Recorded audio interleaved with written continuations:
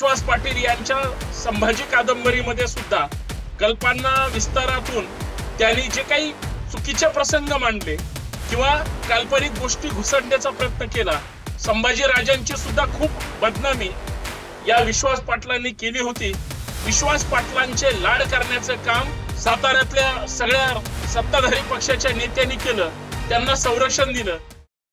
जोपर्यंत समाज अज्ञानी होता, जोपर्यंत इतिहासाची पुस्तकं वाचली जात नव्हती, जोपर्यंत इतिहासातील मोठ्या मोठ्या प्रसंगाबद्दल चिकित्सा केली जात नव्हती किंवा छत्रपती शिवाजी महाराज असतील किंवा छत्रपती संभाजी महाराज असतील यांच्या जीवनचरित्रावर जे जे इतिहासाच्या संदर्भात पुस्तकं आली त्याच्यावर आतापर्यंत कुणी खंडन केलं नाही किंवा लेखकांना प्रश्न विचारले नाही. म्हणून विश्वास पाटील आणि त्यांच्यासारखे असंख्य कल्पना विस्तारातून इतिहास मांडणाऱ्या लोकांनी छत्रपती शिवाजी महाराज असतील, छत्रपती संभाजी महाराज असतील यांची पुस्तकातून जाणीवपूर्वक बदनामी करण्याचा प्रयत्न केला. विश्वास पाटील यांच्या संभाजी कादंबरीमध्ये सुद्धा कल्पना विस्तारातून त्यांनी जे काही चुकीचे प्रसंग मांडले किंवा काल्पनिक गोष्टी घुसडण्याचा प्रयत्न केला, संभाजी राजांची सुद्धा खूप बदनामी या विश्वास पाटलांनी केली होती. संभाजी ब्रिगेडच्या वतीनं आम्ही पहिल्या दिवसापासून आजपर्यंत आक्षेप घेत आलो, परंतु सरकारनं नेहमी विश्वास पाटलांना संरक्षण दिलं, प्रशासनाने संरक्षण दिलं.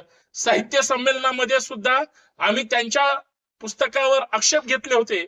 संभाजी ब्रिगेडचे प्रदेशाध्यक्ष मनोज आखरे साहेबांच्या नेतृत्वाखाली साताऱ्यामध्ये आंदोलन सुद्धा करण्यात आलं.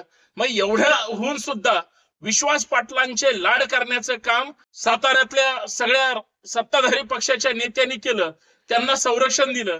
आज विश्वास पाटलांनी जे सत्य महाराष्ट्रासमोर मांडलं की छत्रपती संभाजी महाराजांचा जो मृत्यूचा काळ आहे त्याच्यात त्यांनी जे प्रसंग मांडले ते कल्पना विस्तारातून, म्हणजे छत्रपती संभाजी महाराजांना बदनाम करण्याचा प्रयत्न, चुकीचा इतिहास मांडण्याचा प्रयत्न फक्त विश्वास पाटीलच नाही, विश्वास पाटलासारखे असंख्य मनुवादी लोक आहेत ज्यांनी तथाकथित सनातनी विचारधारेची सुपारी घेऊन अशा पद्धतीच्या बदनाम्या करण्याचं काम केलेलं आहे.